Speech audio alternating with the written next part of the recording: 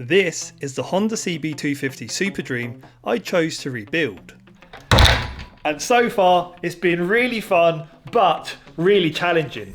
We have snapped this engine bolt, had to cut off the centre stand, and I'm struggling to remove this front brake caliper piston. So yes, it hasn't been easy and we still have plenty to do, like for example these front forks. But wait a minute, what are we going to do about that snapped head bolt? Of course, many of you recommended to weld a nut to it, but that failed multiple times. Then many of you said drill and helicoil, which we actually did give a go. I didn't previously mention this though. That was because we felt it was too risky and so we aborted it. Now then, I've been having a good think as to what to do with this damn gearbox. And I've spoken to a local machine shop because, yeah, I wanted to understand if I needed to break the gearbox down into tiny little pieces for them to figure this out. But they've actually asked me to bring the gearbox as a whole. So whilst it'd be very interesting to strip this down into tiny little pieces, that's not going to be happening in this video. And actually I think that's going to be the most cost-effective solution and save me a lot of time and energy and lots of headaches, no doubt. So sorry if you was expecting me to break the gearbox down into tiny little pieces. Fingers crossed we won't need to go to that extent. And hopefully the bike will be finished sooner rather than later. Anyway, while we waited for that to be fixed, I was keen to sort these forks out. I had already removed the springs in a previous upload. Now all I needed to do was to dismantle them further so I could restore them. This was the last of the 40-year-old oil draining out. And separating the fork stanchion from its bottom was easy. Then we just needed to remove the seals.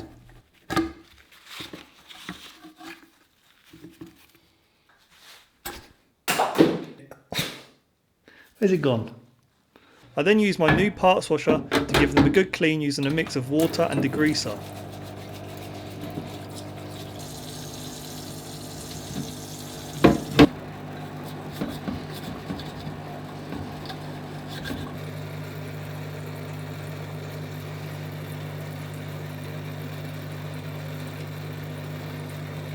Then I moved on to the bench grinder for it to make light work of buffing up the fork bottoms. I took my time doing this and I have to say, it was quite satisfying to see the fork bottoms polish up so well. However, I wasn't keen on them looking this polished. So I took a can of matte lacquer spray and applied it to the forks. What about this rust though? Well, I simply used some fine 1200 grit sandpaper, applied some GT85 and gently rubbed away at the rust. It does take some time doing this, but at least you don't scratch the stanchions. Okay, so there are the fork bottoms drying. They've had 3 coats of matte lacquer paint. I mean, they look incredible. Plus, look at this fork stanchion. Other than the fact that there is a little bit pitting, you can't fix that. They look almost like new. How about the rear shocks then? Well, I was excited to get these apart so I could restore them.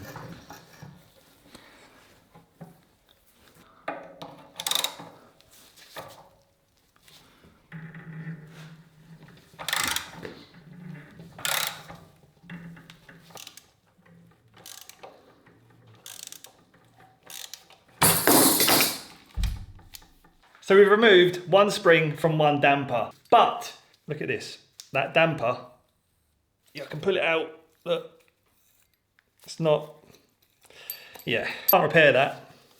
Plus the rubber, look at that. Best thing to do then is just replace it. It's a shame really, but what can you do? There's not everything on the bike that's going to be able to be used once more. Yeah, damn it. Damn it. So instead, I was going to try and remove the stuck brake master cylinder piston.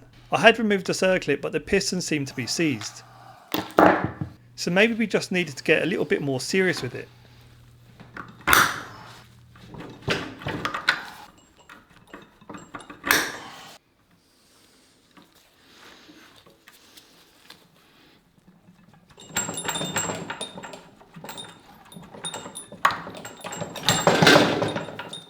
Unbelievable, this washer was the reason we struggled to pull that piston out. That put up one hell of a fight. Still got to sort the caliper out, but yeah, wow. Okay, so I fancy using my sandblaster for the very first time. And I think the best thing to start with is my fuel tank. I want to prep it, as well as many other items, I want to prep it ready to paint. This fuel tank is in an awful condition on the outside, but surprisingly not actually that bad internally.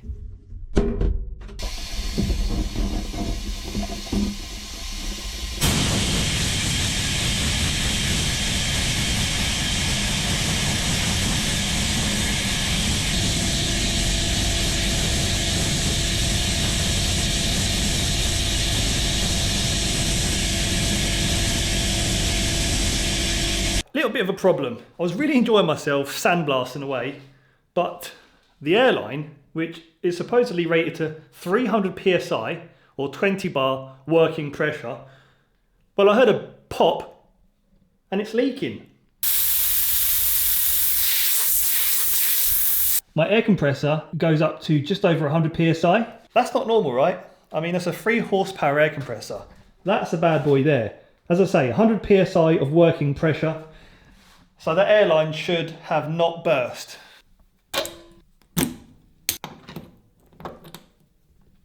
So I've replaced my airline, right? But look at the difference, okay? So this red one was my old line, and this is my new airline. So look at the difference, okay? And these are both rated to 300 psi. Let's hope this one doesn't burst. So look at these results from my sandblasting. That is incredible. The fuel tank, this did take some time. It's a bit patchy in places. The thing is, when you're sandblasting, the cabinet's a bit dark, gets a bit dusty as well, so I might have to fit another light in there. But it's in good enough condition for me to go ahead and maybe just use a sand block, probably like a 60 grit sand block, just to take the rest of it off. I need to also remove the sticker, which I can do probably using a heat gun, but I'll do that off camera. The thing with the sandblasting though, it is very effective, but look at the dust. It is getting all over my workshop.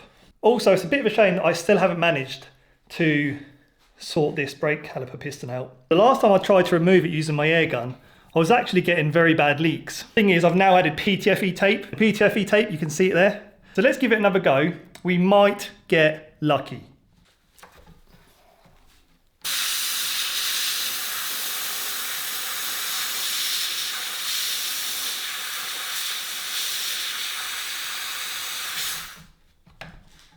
So this brake caliper piston is something I'm just going to have to try and overcome in another video, because I'm going to end this one here. I'm very dusty, I'm not very well, and I think it's been long enough. So thank you all so much for watching. Again, comment below what you reckon to this brake caliper, because yeah, it's driving me insane. Anyway, thanks for watching. Hope to see you on the next one real soon. See you later.